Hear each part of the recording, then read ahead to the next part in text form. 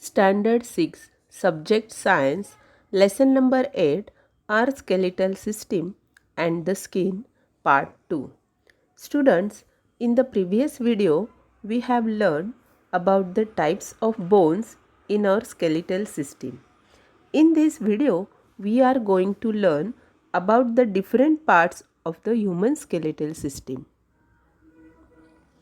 So students, look at this picture. This is our skeletal system. The human skeletal system can be divided into two parts. One is the axial skeleton and the appendicular skeleton. मानवी सांगाड्याचे दोन भागात विभाजन करता येते. एक म्हणजे अक्षीय सांगाडा व दुसरा म्हणजे उपांग सांगाडा. In this picture, you can clearly observe the two parts, that is appendicular skeleton and the axial skeleton. The axial skeleton of this consists of the skull, the spine and the rib cage.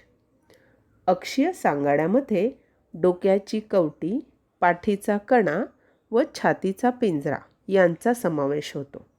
And the appendicular skeleton is made up of the bones of the upper and lower limbs.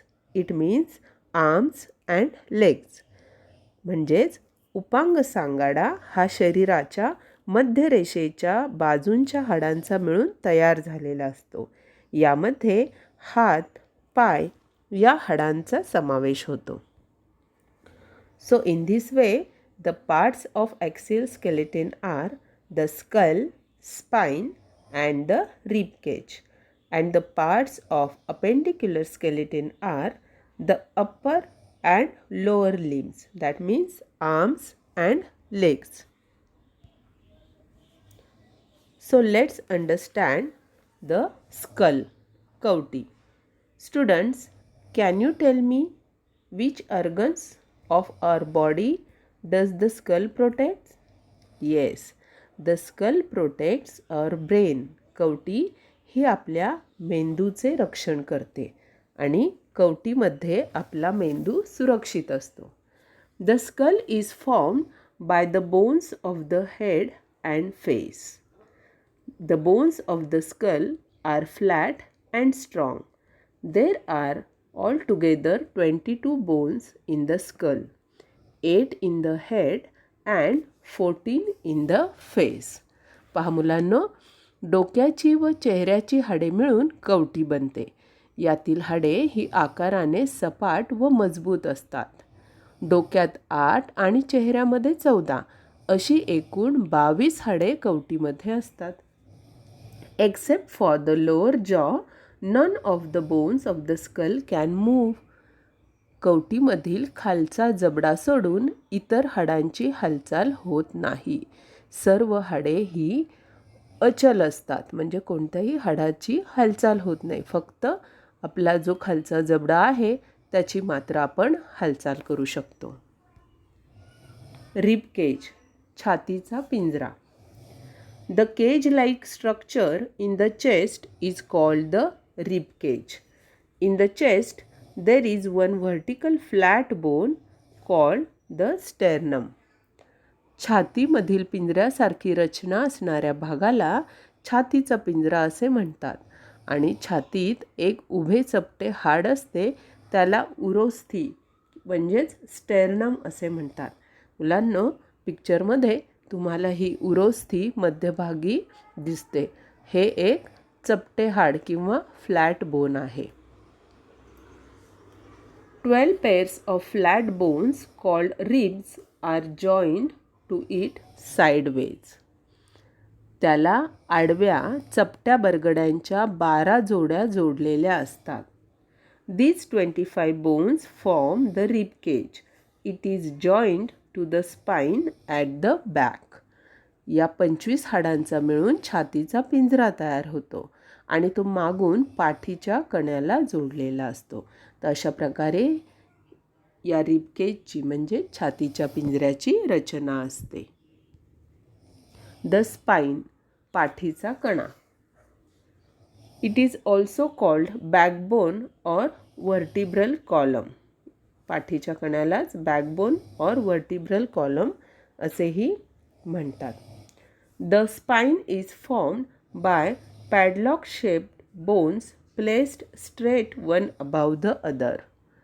कुलपासारख्या आकाराची हाडे एकमेकांशी उभी सरळ जोडून पाठीचा कणा तयार होतो. There are altogether 33 bones in the spine, each called a vertebra. पाठीच्या कण्यात एकूण 33 हाडे असतात आणि त्यातील प्रत्येकाला मणका म्हणजेच व्हर्टिब्रा असे म्हणतात. These bones are arranged one above the other flexibly. ती सर्व हाडे लवचिक असून एकावर एक अशी रचलेली असतात. The spine protects the spinal cord that originates from the brain. हा पाठीचा कणा मेंदूतून निघणाऱ्या चेतारज्जूचे रक्षण करत असतो. त्यामुळे पाठीचा कणा हा आपला अतिशय महत्त्वाचा अवयव आहे. आपण नेहमी बसताना, उठताना, चालताना हा पाठीचा कणा सरळ कसा राहील याकडे लक्ष दिले पाहिजे किंवा या पाठीच्या कण्याला कोणताही आघात होणार नाही याची देखील काळजी घेतली पाहिजे.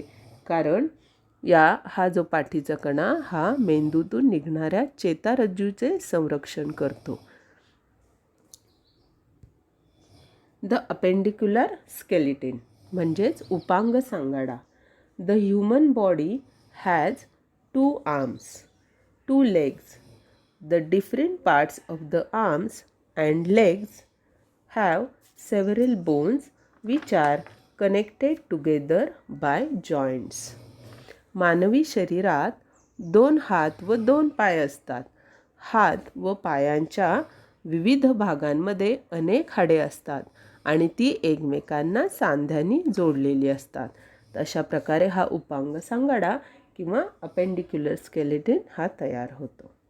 So in this way students we have learn 2 parts of skeleton system, that is the axial skeleton and appendicular skeleton.